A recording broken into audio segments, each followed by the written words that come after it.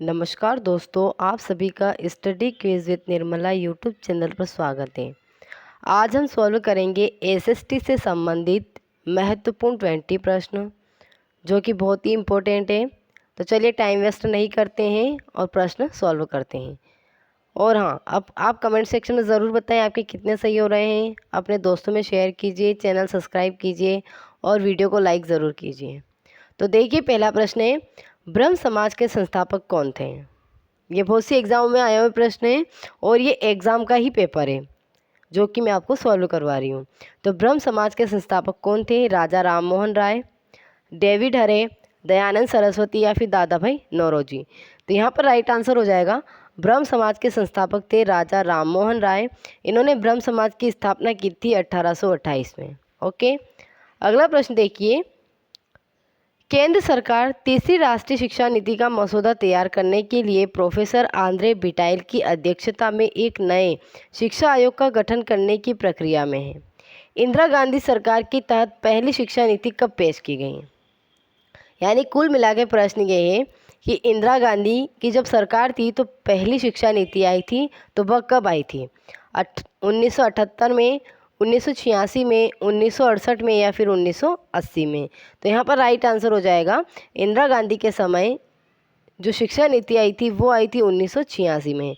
तो सही उत्तर यहाँ पर रहेगा बी। अगला प्रश्न देखिए, किस क्षेत्र में अपना उत्कृष्ट योगदान देने के लिए दादा साहेब फाल्के पुरस्कार दिया जाता है? तो किस क्षेत्र में दिया जाता है? सिनेमा में, साहित्य में, संगीत में या चिकित्सा में? तो यहाँ पर राइट आंसर रहेगा ए, सिनेमा के अंतर्गत या सिनेमा क्षेत्र में दादा साहेब फाल्के अवार्ड दिया जाता है। अगला प्रश्न है, 16वें गुट निरपेक्ष आंदोलन के शिखर सम्मेलन का आयोजन कहाँ किया गया था? तेहरान में, कोलकाता में, बगदाद में या कायरो में? तो राइट आंसर रहेगा, तेहरान के अंतर्गत 16वें गुट निरपेक्ष आंदोलन के शिखर सम्मेलन का आयोजन किया गया था। तेहरान कहाँ पर है? तो तेहरान है ईरान की राजधानी। तेहरान क्या है? ईरान की राजधानी है और यहीं पर 16वें गुट निरपेक्ष आंदोलन का आयोजन किया गया था। अगला प्रश्न देखिए, चांदी के अग्रणी निर्माता है कौन है? संयुक्त राज्य अमेरिका है, सोवियत संघ है, मैक्सिको है या फिर दक्षिणी अमेरिका है? तो दक्षिणी अफ्रीका है। तो राइट आंसर यहाँ पर रहेगा, चांदी के अग्रणी निर्माता है मैक्सिको। सी यहाँ पर सही उत्तर है। मैक्सिको के बाद चीन का नंबर आता है और चीन के बाद आता है पेरू का, और यहाँ पर राइट आंसर रहेगा सी। अगला प्रश्न देखिए, अगला प्रश्न है 6, भारतीय संविधान के किस अनुच्छेद के तहत, भारतीय संविधान के किस अनुच्छेद के तहत संघ के प्रत्येक संगठित राज्य में लोक सेवा आयोग होना चाहिए?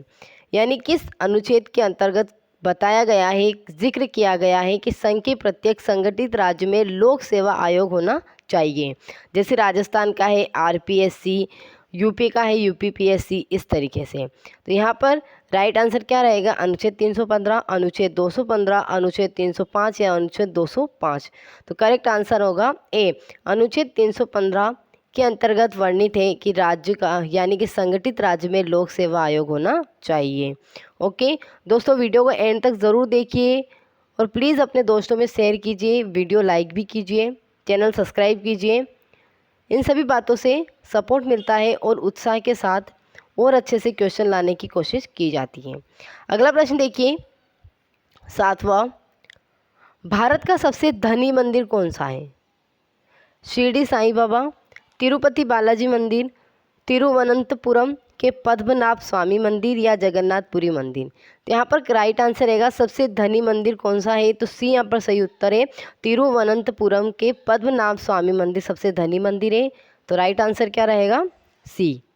अगला प्रश्न है, निम्न में से कौन सा एक ब्लॉक पर्वत है?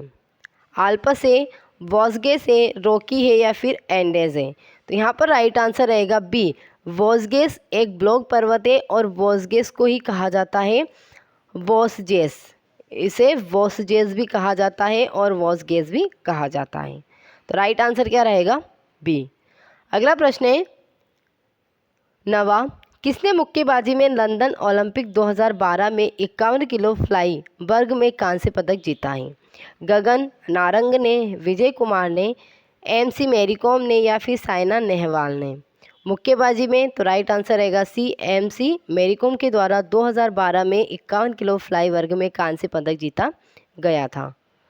अगला प्रश्न है,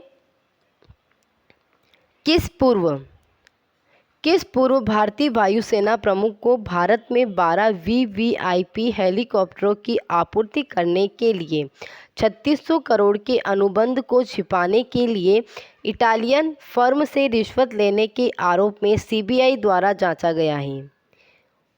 वायुसेना प्रमुख का नाम बताना है, तो उसका नाम क्या है? यहाँ पर करेक्ट आंसर हो जाएगा A, SP Tyagi. Okay, SP त्यागी को CBI के द्वारा जांचा गया था, कब? 2012 में। अगला प्रश्न है 11वां प्रश्न देखिए क्या है। CAG यानी कि केग ने कृषि ऋण माफी और ऋण की राहत योजनाओं के सकल दुरुपयोग पर गंभीर टिप्पणियां की हैं। केग की विस्तार रूपे यानी CAG की विस्तार रूपे फुल फॉर्म पूछी गई है, क्या होगा? तो यहाँ पे मैं डायरेक्ट आपको आंसर बता देती हूँ। इसका आंसर रहेगा कंट्रोलर एंड ऑडिटर जनरल। सी यहाँ पर सही उत्तर होगा। और इसको हम हिंदी में कहेंगे नियंत्रक एवं महालेखा परीक्षक। ओके, CAG का फुल फॉर्म है, CAG को केग बोलेंगे, केग फुल फॉर्म हो जाएगा इसका कंट्रोलर एंड ऑडिटर जनरल, और हिंदी में रहेगा नियंत्रक एवं महालेखा परीक्षक। अगला प्रश्न देखिए 12वां, निम्न में से कौन सा एक प्रांतीय स्वायत्तता के उपाय का परिचय देता है? यानी कि प्रांतीय स्वायत्तता किस अधिनियम के तहत लाया गया, किस अधिनियम के तहत अपनाया गया, ये पूछना चाहता है। मिंटो मार्ले सुधार, मॉन्टेग्यू चेम्सफोर्ड सुधार, क्रिप्स मिशन या फिर भारतीय सरकार अधिनियम 1935? तो यहाँ पर राइट आंसर रहेगा डी, भारतीय सरकार अधिनियम 1935 के तहत प्रांतीय स्वायत्तता लाई गई। ओके, अगला प्रश्न देखिए, इसरो का यहाँ पे फुल फॉर्म पूछा गया है, तो इसरो का फुल फॉर्म क्या होगा? तो इसरो का फुल फॉर्म होगा Indian space research organisation. B यहाँ पर करेक्ट आंसर हो जाएगा, इंडियन स्पेस रिसर्च ऑर्गेनाइजेशन। और हिंदी में क्या कहेंगे? हिंदी में कहेंगे भारतीय अंतरिक्ष अनुसंधान संगठन। तो करेक्ट आंसर रहेगा बी। अगला प्रश्न है 4/7/2012 को देखे गए गॉड पार्टिकल्स को कहा जाता है? यानी गॉड पार्टिकल जो कि 2012 में देखा गया था उसे और क्या कहा जाता है, ये पूछा गया है। Higgs boson, Higgs boson, Higgs बसान या हिगिस बोसॉन? तो यहाँ पर राइट आंसर आएगा, उसे कहा गया है हिग्स बोसॉन। ए यहाँ पर सही उत्तर हो जाएगा। अगला प्रश्न है 15वां देखिए, इसकी प्रतिक्रिया के लिए भारत छोड़ो आंदोलन आरंभ हुआ। यानी किसकी प्रतिक्रिया के कारण भारत छोड़ो आंदोलन शुरू हुआ, ये पूछना चाहता है। कैबिनेट मिशन योजना, क्रिप्स का प्रस्ताव, साइमन कमीशन की रिपोर्ट या फिर वॉवेल योजना? तो यहाँ पर करेक्ट आंसर हो जाएगा बी, क्रिप्स के प्रस्ताव के बाद ही भारत छोड़ो आंदोलन आरंभ हुआ। राइट आंसर रहेगा बी। अगला देखिए 16वां क्वेश्चन नंबर 16 है, किस पंचवर्षीय योजना की अवधि 2012 से 17 है? 12वीं, 11वीं, 13वीं या 10वीं? तो राइट आंसर आएगा 12वीं पंचवर्षीय योजना की जो अवधि है वो है 2012 से 17। उसके बाद पंचवर्षीय योजना को समाप्त करके वार्षिक योजना आने लगी है। पंचवर्षीय योजना कितनी है? टोटल 12 है। ओके, तो यहाँ पर राइट आंसर रहेगा ए, 12वीं पंचवर्षीय योजना। 17वां क्वेश्चन देखिए, नो मनी बिल को किसकी अनुशंसा के बिना विधानसभा में पेश किया जा सकता है? अध्यक्ष, गवर्नर, मुख्यमंत्री या वित्त मंत्री?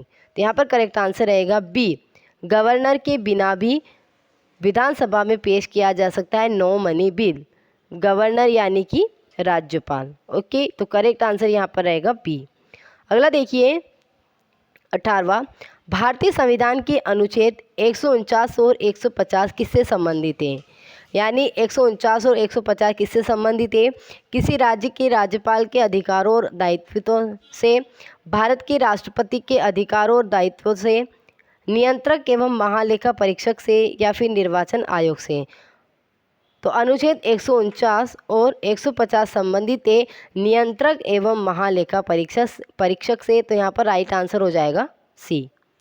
अगला प्रश्न है 19वां, भारतीय संविधान में संघीय शब्द का प्रयोग किया जाता है। भारतीय संविधान में संघीय शब्द का प्रयोग किसमें किया जाता है, ये पूछना चाहता है। यानी संघीय शब्द का प्रयोग किसमें हुआ है, प्रस्तावना में, भाग 3 में, अनुच्छेद 368 में या फिर कहीं नहीं। तो यहाँ पर राइट आंसर रहेगा संघीय शब्द का प्रयोग कहीं नहीं हुआ है। तो डी यहाँ पर सही उत्तर होगा, कहीं नहीं। अगला प्रश्न है और अंतिम प्रश्न है, वर्तमान में प्रधानमंत्री के आर्थिक सलाहकार परिषद के प्रमुख कौन हैं?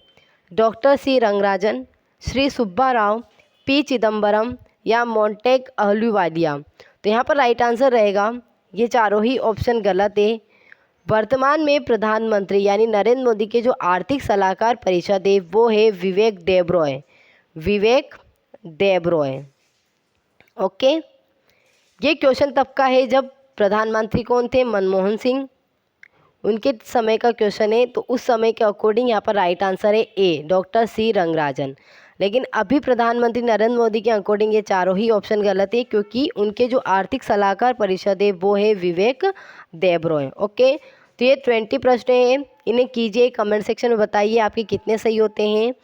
अपने दोस्तों में शेयर कीजिए और चैनल सब्सक्राइब करके बेल आइकन को प्रेस कीजिए। धन्यवाद।